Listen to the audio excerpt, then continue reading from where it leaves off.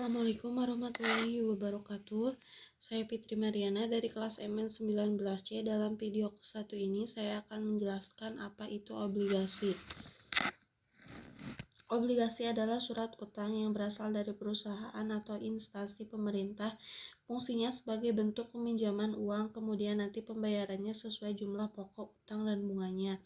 Sebutan atau nama lainnya adalah kupon. Jadi perinciannya adalah penerbit obligasi sebagai pihak berhutang, sedangkan pemegang obligasi sebagai pihak yang berpiutang. Adanya sistem ini bertujuan untuk menghimpun dana dari masyarakat untuk sumber pendanaan. Salah satu pembiayaan dari dana tersebut adalah pada sebagian defisit anggaran belanja dan dalam APBN. Obligasi juga bisa diproses untuk transaksi jual beli, sama halnya dengan saham. Namun yang menjadi perbedaan ialah transaksi obligasi terjadi ketika pemerintah membuka pembelian. Pihak penerbit obligasi biasanya merilisnya dengan sistem lelang, penerbit khusus, atau peminjaman emisi. Pada umumnya pembuatan obligasi dilakukan ketika sebuah perusahaan membutuhkan dana. Rincian besar dana bisa perusahaan sendiri yang menentukan, begitupun dengan tanggal jatuh tempo, besar kupon atau bunga, dan lain sebagainya. Kupon tersebut yang nantinya dipegang oleh pemilik obligasi. Investor bisa menikmati hasilnya dengan adanya kupon tersebut, bahkan mulai dari tahun pertama sampai tanggal waktu tempo terakhir. Sedangkan bagi obligasi retail bisa menjual kupon di pasar sekunder yang tercatat di BI. Namun investor tidak dapat memperoleh kupon jika belum memberikan sejumlah dana yang ditetapkan. Adanya bunga termasuk sebagai ucapan terima kasih karena telah meminjamkan dana untuk proyek perusahaan. Contoh obligasinya adalah ada beberapa contoh obligasi yang umum digunakan, yaitu baik untuk perusahaan yang menerbitkannya ataupun instansi pemerintah. Contoh dari obligasi diantaranya adalah surat utang negara (SUN), kemudian obligasi perusahaan yang bisa berasal dari perusahaan swasta nasional, contohnya BUMN. ORI, obligasi retail Indonesia, juga adalah bentuk dari surat berharga negara (SBN) yang juga termasuk obligasi. Yang terakhir adalah SBSN, surat berharga syariah negara. Surat ini biasanya pemerintah yang menerbitkan dengan dasar syariah Islam.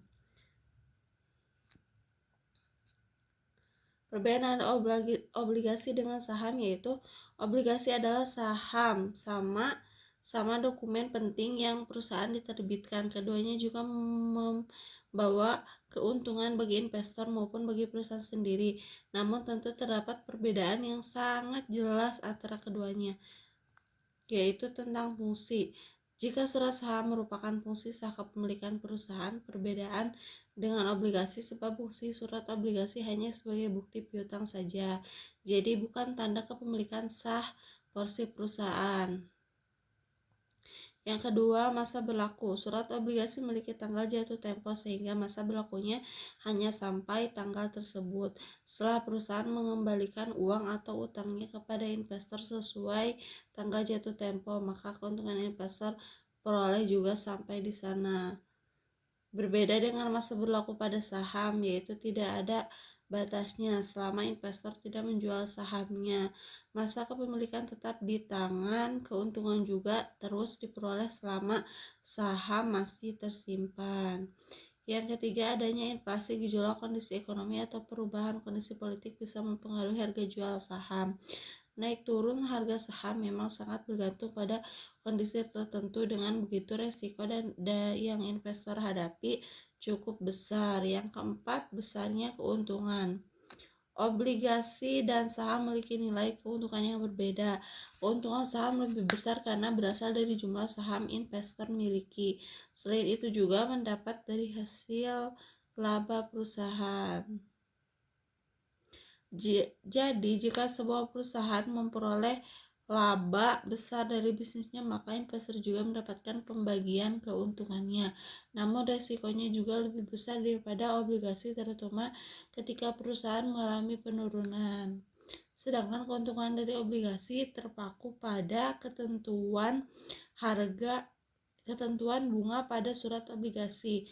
Dalam kondisi keuntungan seperti apapun jumlahnya, perusahaan berikan kepada investor yang tetap sama.